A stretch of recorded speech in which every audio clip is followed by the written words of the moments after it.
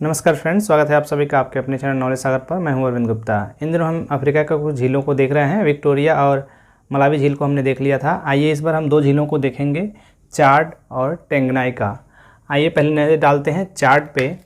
तो चाड से कुल 4 देश कनेक्ट होते हैं। पहला नाइजीरिया, कैमरून, चाड और नाइजर। मैंने जिसकी ट्रिक बनाई थी वो बनाई थी नाना कैंची। ना से नाइजीरिया, एक ना से नाइजर, कै से कैमरून और ची से चाड। चूँकि चाड झील के नाम से ही ये चाड पड़ा है तो इसको चाड को याद करने की ज़रूरत नहीं है। आप याद कर सकते हैं, जैसे छोटे बच्चे आते हैं कहते हैं नाना हमको कैंची दे दो, तो ऐसे आप बहुत ही आसानी से इसको याद कर सकते हैं। ये झील इसलिए भी महत्वपूर्ण है कि ये झील रामसर सूची में शामिल है। इसको एक प्रमुख नदी है चारी नदी, और ये रामसर सूची में भी ये झील को डाला गया है, लुप्त प्राय है। और ये झील धीरे धीरे सिकुड़ता जा रहा है, अर्थात धीरे धीरे झील का क्षेत्रफल कम होता जा रहा है, इसीलिए काफ़ी चिंता की बात है। आइए नज़र डालते हैं अपने दूसरे झील की तरफ, जो है टेंगनाइका झील।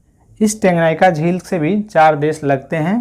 पहला है डेमोक्रेटिक रिपब्लिक ऑफ कॉन्गो। ध्यान रखिएगा friend, democratic Republic of Congo और कॉन्गो 2 देश है, तो इसमें डेमोक्रेटिक रिपब्लिक ऑफ कॉन्गो है। दूसरा है जाम्बिया, तीसरा है तंजानिया और चौथा है बुरुंडी।